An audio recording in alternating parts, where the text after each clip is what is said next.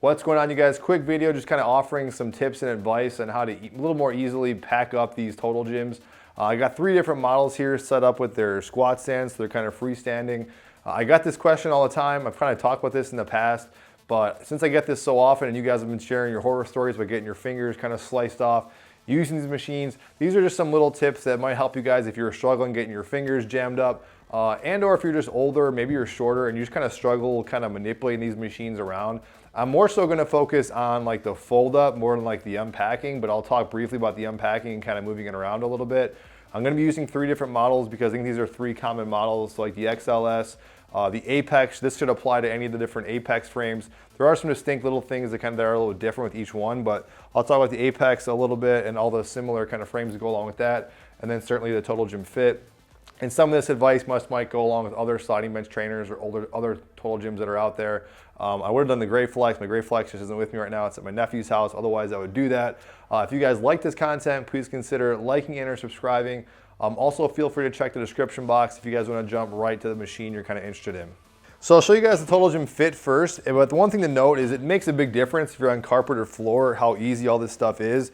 But what I like to kind of do if I'm going to manipulate and move these machines around, especially if you're a smaller person, these things are pretty much beastly to kind of move around. So I like to just kind of hold these top little horns is what I call them. And I just kind of do like what I consider like a Frankenstein walk. I just go back and forth. They have these little roller pads on them that on the carpet, they're not very functional as far as the actual rolling is concerned. If you're on hardwood, I think they work out a little bit better.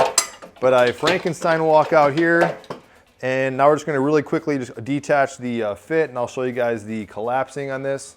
All right, so what's great about the fit is you have some manipulation with this tower compared to some other models. Now, you could bend, or if you people have been saying they have a hard time just bending over and grabbing that if you're older. You could even use your foot or your shoe if you really wanted to, but I'm gonna just go ahead and just detach with my hand. I did detach the handles. I think that makes life a little bit easier. They're not getting caught up. You could leave the handles attached and just loop them around the top here. That's another option you can do. But with the fit, and again, this is where the carpet gets a little bit harder compared to the hardwood. Total Gym doesn't like you to kind of like let it collapse, even though I'm for sure guilty of that. I'm already kind of playing around here. This is kind of fine when you're actually pulling it out, but otherwise when we start collapsing, I'm gonna say just pretty much avoid this whole area. That's my recommendation if you're somebody who gets the fingers caught. But once you're here, kind of like already getting an A, then I give an initial pull of the bottom tab again one more time. Now I got some manipulation here, and now I can kind of slowly push and pull and work my way back. And when it gets to about here, I kind of already caught it. And sometimes would already bring it back, but I just slowly kind of brought it down nice and easy without having it collapse. But this tower allows me to kind of do that pretty nicely. All right, so like I said, I want to focus more on the collapsing because that's where a lot of you guys had some questions and concerns. So let's say, again, you had the tower lowered. You're going to go ahead and store it. You got the middle pulley attached. You're going to go ahead and press the bottom, pull the bottom tab, put the tower height to a low setting. Go ahead and pull it again. Once that's fully collapsed. Now what Total Gym tells you to do, which I did a lot, but I still found myself getting my fingers trapped, is that they just tell you again, just kind of pull here, yank up, and then you're gonna collapse it, which is totally fine. That's awesome. I mean, it's really efficient to do that. I just always in my head telling myself, when my hands are here, I'm just paying really special attention, but I can give myself an initial lift when it gets like the 2 o'clock position, grab the horns, put my foot in the back or brace it somehow, and then I'm just kind of pulling back just slightly, and then it comes together pretty easily. But my wife, who's again kind of 5'1", said I watched her do it, and she was kind of struggling with it. So instead, what I kind of figured out was kind of what easier is just taking my hand, just kind of utilizing some leverage, putting it underneath the glide board here. This way you're never gonna have to worry about getting your hands trapped in this. And then with a straight hand, instead of like kind of trying to row this thing, I have an anchor here. I don't have to get that low. I'm just gonna slightly kind of stand up.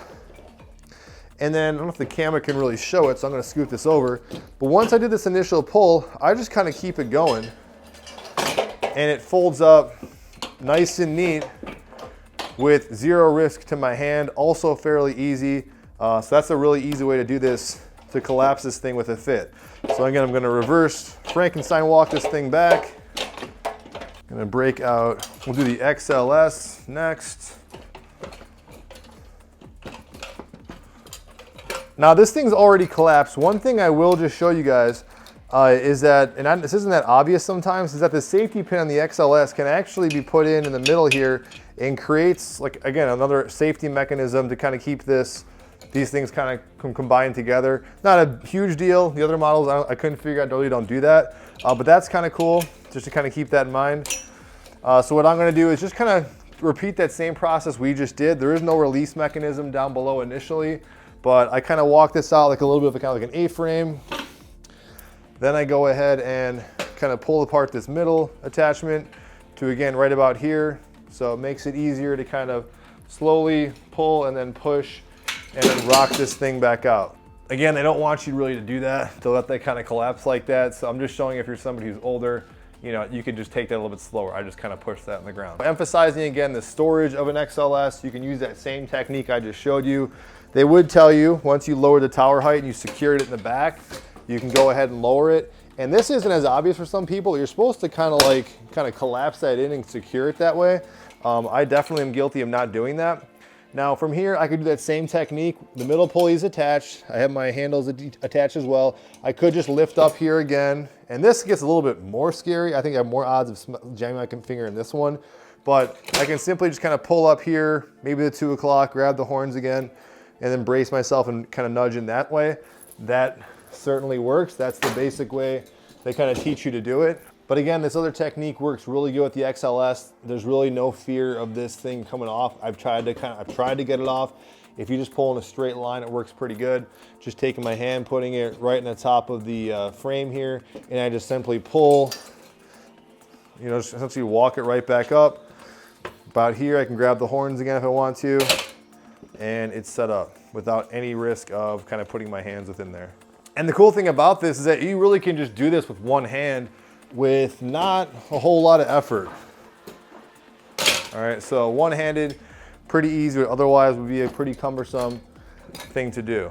All right, now we'll show these things. These are a little bit more tricky. The technique doesn't work quite as well. These Apex models, being nice and lightweight, are kind of easier to control. I'm just kind of taking my foot, just kind of moving out a little bit. Again, I can use my toe or my hand. I don't hit my toe and just kind of hit that release knob, give it an initial pull on that. I hear a little mini lock there. And then once I'm here, just kind of guiding it back down.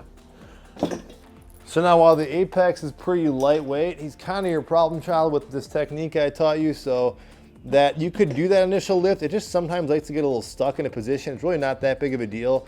But this is the only exception where I would do that initial grab down below to a certain point, and then go ahead and grab this top portion when it gets to that 2 o'clock notch. Just kind of pull from here and just totally avoid that middle section. All right, so hopefully that was helpful. Just a couple mini tips on just how to maneuver around, shake it around. And if you're looking for something easy just to kind of pack it up and pull it away, especially if you have these two models, that's really helpful. So just wanted to share that in a brief video. Thanks for watching.